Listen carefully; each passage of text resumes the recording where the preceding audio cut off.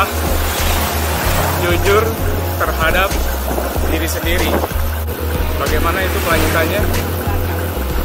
Kita simak.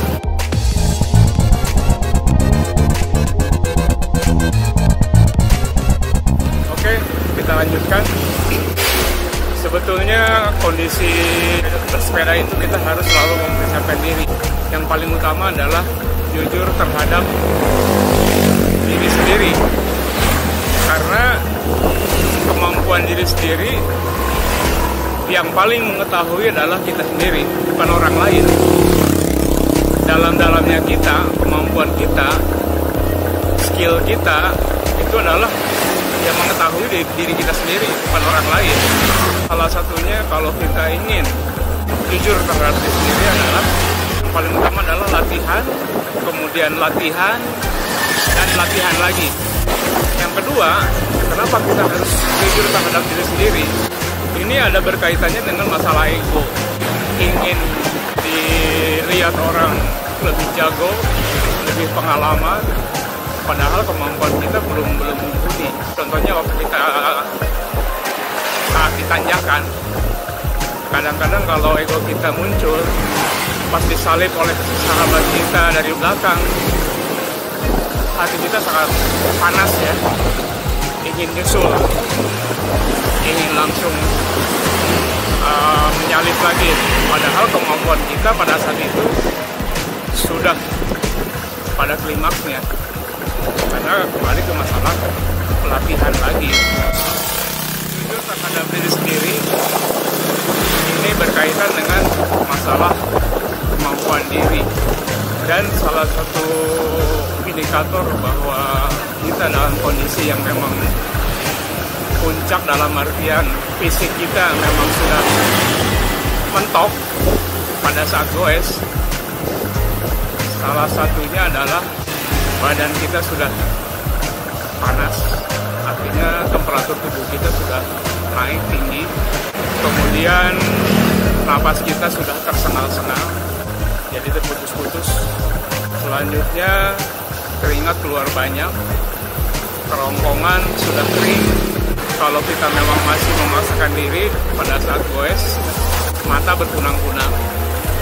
Dan kalau kita masih bandel untuk melanjutkan diri dalam goes, kita akan kolaps, pingsan, dan tentunya bisa terjadi nanti wassalam ya. Nah, bagaimana cara mengatasi masalah yang saya sebutkan tadi untuk menghindari eksiden kecelakaan dalam goes dalam hal fisik ya, kemampuan fisik? Kita harus mempunyai indikator. Sebetulnya yang saya sebutkan tadi adalah alarm tubuh ya. Kalau kita memang paham dan memang mau untuk mendengarkan alarm tubuh, kita akan terhindar dari masalah yang tadi. Temperatur tubuh udah semakin tinggi, keringat keluar banyak, kemudian napas sudah tersengal-sengal, putus-putus, kerongkongan sudah kering, kemudian mata berkunang-kunang. Itu sudah merupakan suatu indikator dari tubuh atau alarm tubuh. Tentunya denyut nadi akan semakin tinggi. Nah, kalau saya sekarang di dada ini saya pakai Garmin untuk mendeteksi denyut nadi yang terhubung ke Garmin ya. Yang terhubung ke Garmin. Jadi ada rumusan untuk mengukur kemampuan kita dalam hal denyut nadi maksimal ya, atau DNM, yaitu adalah 220 dikurangi usia kali 80%. Jadi denyut nadi maksimal saat latihan kita tidak boleh lebih daripada apa yang telah kita hitung tadi, karena berhubungan dengan masalah usia atau umur. Jadi kalau saya sekarang 220 dikurangi usia 56 kali 80%, itu maksimalnya yang memang aman untuk saya capai adalah 134 sampai 150 lah. Makanya kalau saya udah dilihat ini indikator udah 150 lebih, saya akan menurunkan ritme saat goes. Karena itu adalah salah satu indikator untuk menghindari kecelakaan saat goes. Dalam arti kecelakaan bukan accident, bukan segala macam, tapi yang menyangkut fisik kita. Tapi sebetulnya yang paling utama adalah jujur terhadap kemampuan diri kita sendiri. Karena sekali lagi yang tahu akan kemampuan kita bukan orang lain, tapi diri sendiri.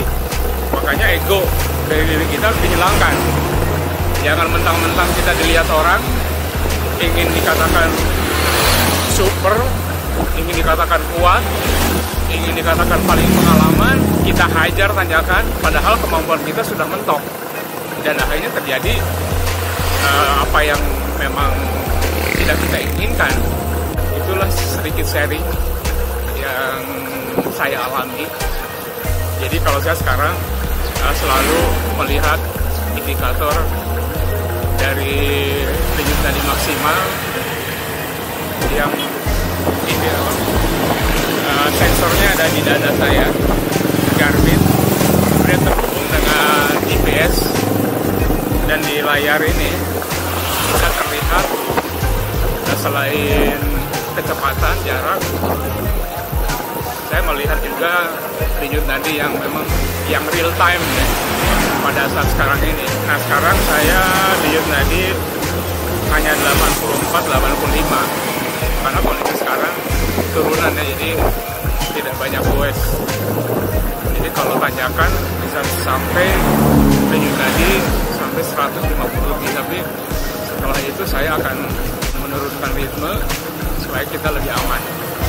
Sekali lagi itu adalah hanya sebuah sharing dari pengalaman yang saya alami dalam hal goes. Walaupun kembali lagi bahwa yang namanya kita meninggal bisa di mana saja, bukan pada saat goes, bisa terjadi pada saat kita tidur bisa aja. Cuma bagaimana kita menghindari kondisi-kondisi yang memang bisa kita eliminir ya untuk masalah kesehatan goes. Saya sudah keluar dari Jalan Cilampu menuju Jalan Raya Cibeber. Kondisi sekarang udah mulai nanjak. Nah, kelihatan sekarang udah mulai naik. Denyut nadinya 96, 97, 98, 99. 102 sekarang karena udah nanjak lagi. Itulah salah satu indikator yang saya pakai untuk mengeliminir tadi. Salam sehat, selamat pagi. Masih bersama Diki Baratawirya, Just Sharing.